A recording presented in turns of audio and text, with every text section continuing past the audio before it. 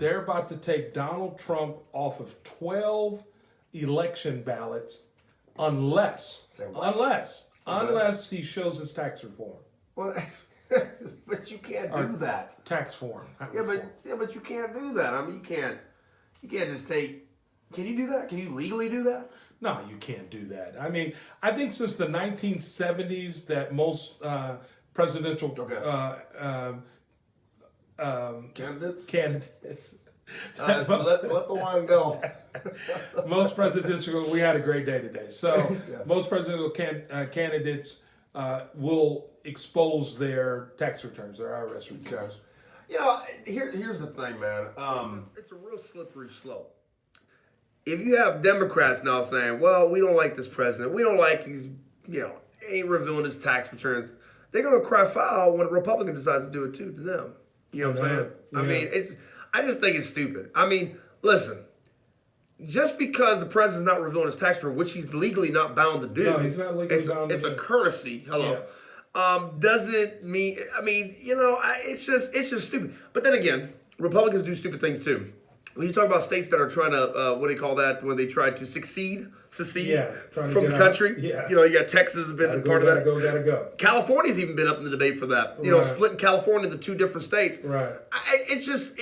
We're talking about absurd things. You're not doing anything. And they're blue states anyways. They're not going to possibly go red anyway, so it doesn't really... Well, there's 4 states that it's already passed in the Senate. Are you serious? Yeah, California, Hawaii, Illinois, and Washington State. Hold on. It's already passed in the Senate. They are going to... They are not... They're talking about they don't want Donald Trump on the ballot. The President of the United States not on the ballot. So what are they going to have? They're just going to have like one. Well, today they were talking about it, and where I was today, I could see the video but couldn't hear the words. But it was one of the main news topips. Still being discussed. Oh yeah. There were some things because he absolutely is denying it, and he doesn't want the video to come out. And he says I'm an innocent man. Yes, I am. And he's getting his freak on instead of just saying, he just should have said, Kraft should have said, right. I got busted. I'm not married. It was nothing that I did that grown men don't do. Right. I didn't cheat on my wife. This is how I roll. Yeah. Check this out. Have you watched the movie Billions?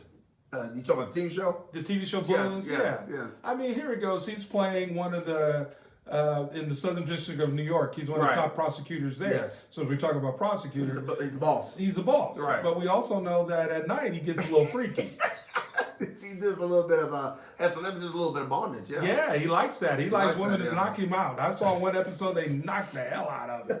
Just knocked him, and he jumped up and he had a Woody when he got knocked out. He's just, it's just how some of these guys roll. Yeah. I remember I clicked on the first episode. I guess it was him and his wife. I didn't know his wife at the time, but he's laying there. It's Paul Giamatti. He's the main character. He's the main actor playing this role, and he's laying on the ground, bound up, with his hands tied. And I guess his wife bends over him and puts a cigarette out on his chest. And he's like, and then she pees on him. I'm like, what in the world? Oh, man, this is crazy. And how do we get started on this discussion? There are actually, because this in Billions, he's the prosecutor. That's right. Yeah, he's the top cop of New York. Wow. And that's our excuse. We're going to roll down there. But ain't it absolutely insane? I mean, I don't want anybody beating me up, peeing on me, and think that's them to be suspended, and they got to pay fines and various things. So if they do that to the players, then obviously you got to do it with the owners. And I know Robert Kraft says he's innocent, but apparently there's other things that are going on. If he gets fined, I mean, would he get fined money or would he lose the team? And guy lost, Donald Sterling lost the LA Clippers because his little, which I never understand, we talked about it before, he had a black girlfriend. And he was talking junk about black people. Right. I hate those niggers. I mean, get your black ass. And he was talking about Magic Johnson, and he was talking about those people and everything. And he lost his team. He is no longer the owner of the LA Clippers because his black girlfriend exposed that he's a racist. Wow, that's crazy. Well, let's move on to the subject now. Right. Help us, Lord. Okay, so like I said in the intro, have we ever heard of the name Wesley Bell? Double Nickel. Who is Wesley Bell? Well, he was sworn in as St. Louis County's first black prosecutor just after midnight on New Year's Day. At the end of the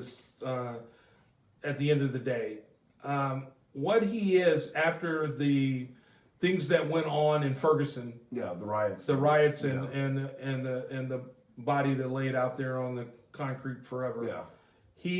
They have decided that they needed a black prosecutor. They needed somebody to step in. Well, he was sworn in, and one of the things that he immediately did, he said no longer the possession of less than 100 grams of marijuana, it will be a criminal offense.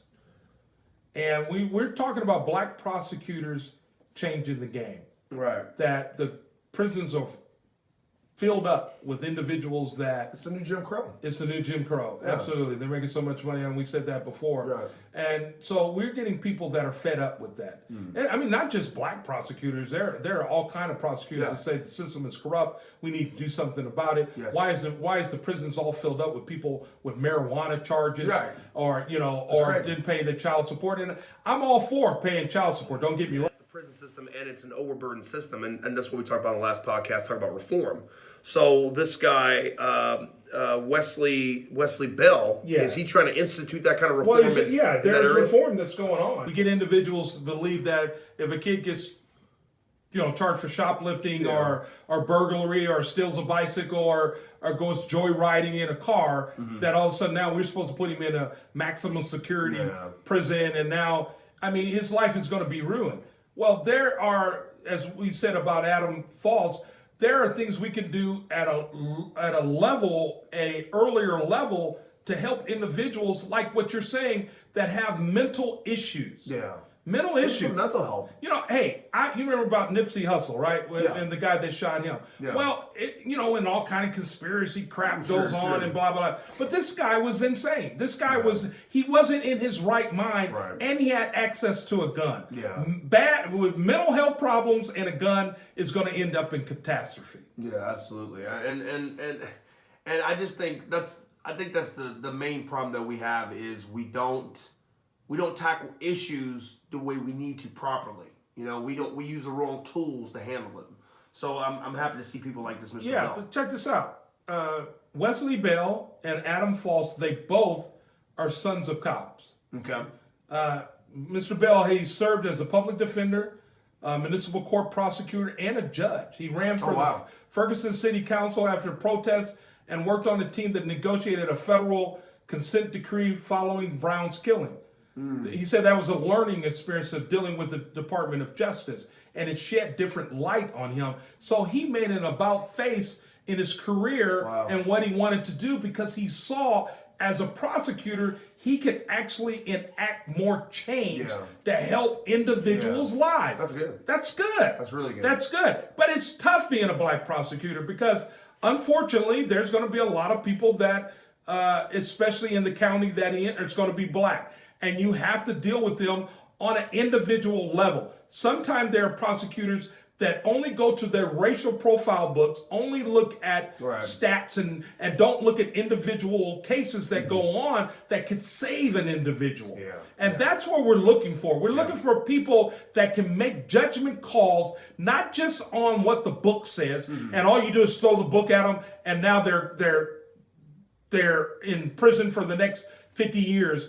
We're looking for individuals to say, hey, I've done a little research on you. I've done a little background on you. I see where you come. If we tweak this and do this, then maybe you can be a viable person in our society. Maybe you can hold down a job, pay taxes, and do the things that you need to do. Because more than likely, those individuals, especially men, they have kids that need male role models in their life. And if you find an individual, it's not working.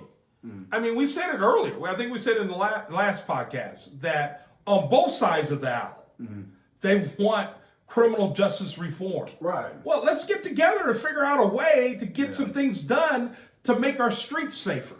I'm all for it. I don't care who does it. But if it's black prosecutors that are going there and say, hey, we're trying to change things, I don't care either. It's not a black and white issue. It's about people that have the guts and the balls to go into a system and say, hell no, It's not working, and I'm big enough and I'm tough enough to withstand all your criticism, and we're going to change some things and see that it works a lot better.